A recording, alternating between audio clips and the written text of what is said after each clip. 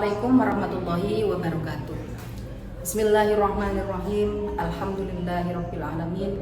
Wa bihi nasta'in wa ala umurid dunya waddin. Sayyidina wa maulana Muhammadin sallallahu alaihi wasallam wa ala alihi wa sahbihi ajma'in, amma ba'd. Sahabat Fatid yang berbahagia, alhamdulillah jumpa lagi kita dalam acara Kurma Quranan bersama. Ada satu ayat yang akan kita bahas pada pertemuan kali ini, yaitu tentang keutamaan kita sebagai orang Islam. A'udzubillahi minasyaitonirrajim. Bismillahirrahmanirrahim. Kuntum khaira ummatin ukhrijat lin-nasi ta'muruna bil ma'rufi wa tanhauna 'anil munkari wa tu'minuna billah. Walau aman ahlul kitabi lakana khairan lahum minhumul mu'minuna wa aktsarahumul fasiqun. Al-ayat.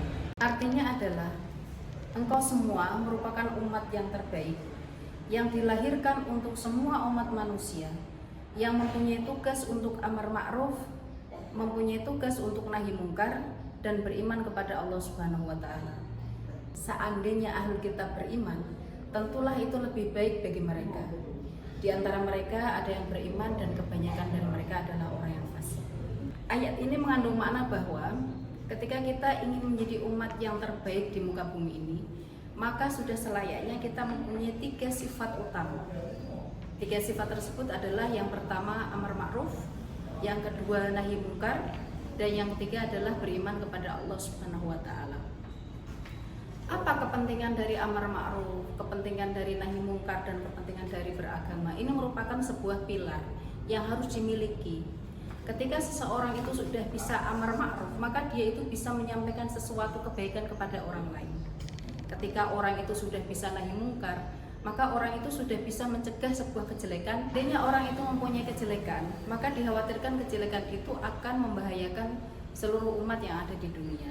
Yang ketiga, yang tidak kalah penting adalah beriman kepada Allah Subhanahu wa Ta'ala. Ini pilar utama. Ketika seseorang sudah amar ma'ruf, kemudian orang sudah nahi mungkar, tetapi tidak ada landasan agama, tentu kita tidak dianggap sebagai orang Islam yang khaira ummat. Padahal yang diinginkan dalam ayat tersebut adalah ketika kita menjadi khaira ummat, maka 3 pilar sebagai orang yang beriman kepada Allah, sebagai orang yang amar ma'ruf, dan sebagai orang yang nahi mungkar, itu bisa menyatu dalam diri seseorang.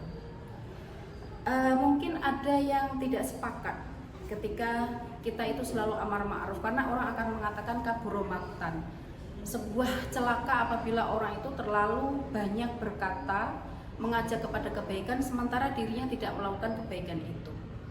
Mungkin kalimat ini bisa diredam dengan bahwa seandainya orang itu tidak amar ma'ruf, kemudian tidak nahi mungkar, maka dengan demikian tidak ada rasa tanggung jawab untuk menyampaikan kebenaran. Minimal seandainya kita itu menyampaikan kebaikan kepada orang lain, itu juga berwasiat pada diri sendiri agar diri sendiri juga melakukan kebaikan itu. Kita perlu tahu bahwa apabila kita sudah menyampaikan satu kebaikan, maka kita akan memperoleh pahala. Sama halnya dengan kita melakukan sebuah kejelekan, kita pun juga akan mendapatkan dosa. Untuk itu, alangkah lebih baiknya manakala kita bisa amar ma'ruf, nahi mungkar, kemudian kita juga beriman kepada Allah Subhanahu wa Ta'ala. Minimal kita beramar ma'ruf dan bernahi mungkar terhadap diri kita sendiri, sehingga bisa tersebar kepada orang lain. Perlu kita tahu bahwa ahli kitab zaman dulu sebelum kita itu sebenarnya mereka akan menjadi lebih baik manakala mereka itu mereka akan lebih baik manakala mereka itu juga beriman kepada Allah. Sayangnya mereka itu hanya beriman kepada kitab sebagian, tetapi juga fasik terhadap kitab yang lain. Sama halnya ketika mereka mengimani satu nabi tetapi mengkafirkan, sama halnya ketika mereka mengimani beberapa nabi tapi juga mengingkari nabi yang lain.